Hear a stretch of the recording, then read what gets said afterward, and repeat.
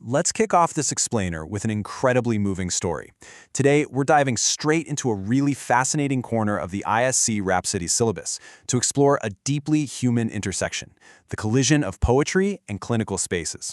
We're going to be looking closely at a poem by Tony Hoagland, which he actually wrote while he was personally battling an incurable illness. It's this beautiful text that takes a cold, sterile environment and somehow finds something startlingly beautiful right in the middle of it. Right off the bat, I have to ask you, why on earth would anyone actually like a hospital? I mean, most of us completely dread them, right? They're places of illness, anxiety, and bad news. And yet, the title of Tony Hoagland's famous poem is literally Why I Like the Hospital. It creates this immediate cognitive dissonance. We're forced to stop and ask ourselves, what could possibly be likable about a place that's practically synonymous with human suffering?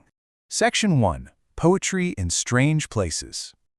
To really wrap our heads around this, let's step back and look at the macro concept. As academic researcher Elise Brault-Drew points out, modern hospitals are intensely regulated environments. They are these hygienized spaces that prioritize sanitized productivity and clinical treatment above pretty much everything else. In a space that's entirely focused on keeping the physical body alive, a patient can honestly sometimes feel reduced to just a specimen or a customer. And that is exactly where poetry comes in. It acts as a crucial tool for keeping a patient's subjectivity alive. Their humanity, their emotions, their inner life. Poetry preserves all of that when everything else around them feels completely clinical. Section 2. Permission for Pathos. Think about the actual physical reality of a hospital ward. Hoagland, along with other poets like Patrick Kavanagh, note the incredibly stark, unromantic elements of these spaces. You've got that lingering smell of antiseptic, the freezing air conditioning running all night long, and that just heartbreaking image of fresh flowers carelessly tossed right into a wastebasket. These mundane, sterile details really highlight a totally detached medical efficiency. It's a place designed for function, definitely not for comfort. But here's where Hoagland completely flips the script. He writes, I like the hospital for the way it grants permission for pathos. Pathos, if you're not familiar, is a quality that evokes pity or sadness or deep compassion. Out in the real world, everyday society basically demands this fake optimism from us. We're expected to smile, pretend we're strong, and hide our pain. But the hospital, it acts as a sanctuary from all of that. It grants you permission to just drop the act. It allows for raw, unfiltered emotion without any judgment whatsoever. And Hoagland gives us these incredibly vivid, honestly heartbreaking snapshots of the patients around him to illustrate that raw emotion. There's a mother with cancer, heavily burdened with figuring out how to break the news to her kids. A young, bald girl gazing downward at the medical shunt installed above her missing breast.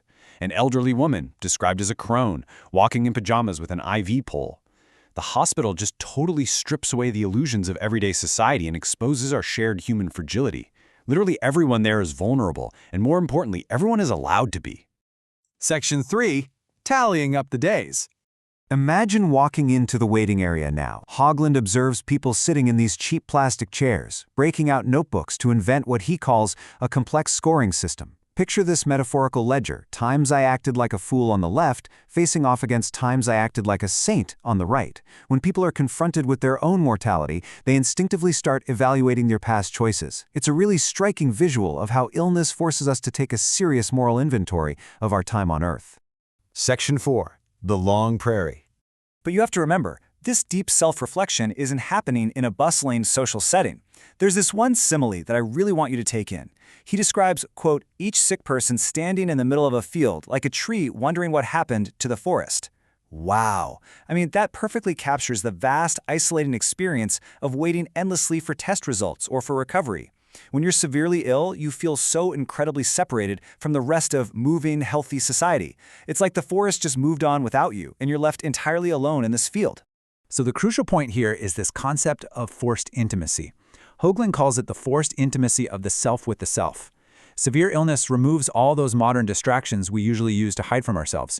You can't just scroll endlessly on your phone or bury yourself in a huge work project. You are forced into a true, completely unavoidable introspection where you have to face your own identity and, your own mortality. Section 5. Holding your own hand. This brings us right to the emotional climax of Hoagland's narrative walk through the ward. The speaker observes a man in a lime green dressing gown. He's hunched over in a chair, sobbing, and he's doing it without an ounce of shame. He isn't yelling at the doctors. He isn't making some brave, stoic phone call to his wife. This is a man who is no longer expecting to be saved. He's totally stopped pretending to be strong. All of the helplessness and the rage are just pouring out of him. But, and this is the incredible part, listen closely to the second half of this observation. Hoagland writes, he was holding his own hand in sympathy, listening to every single word, and he was telling himself everything. Just let that resonate for a second. Right in the middle of this place of profound suffering, this man finds a moment of intense self-compassion. He actually becomes his own support system. It's a heartbreaking yet strangely beautiful image of inner healing and resilience, found exactly at the moment when all outside hope is gone. Section 6. The passionate transitory. To understand how this fits into our broader view of poetry's role in clinical spaces, let's bring in another poet.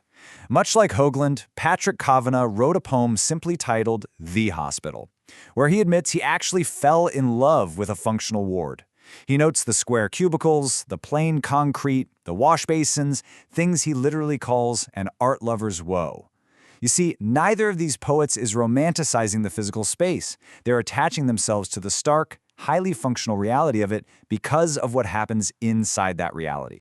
Kavanagh urges us to snatch out of time the passionate transitory.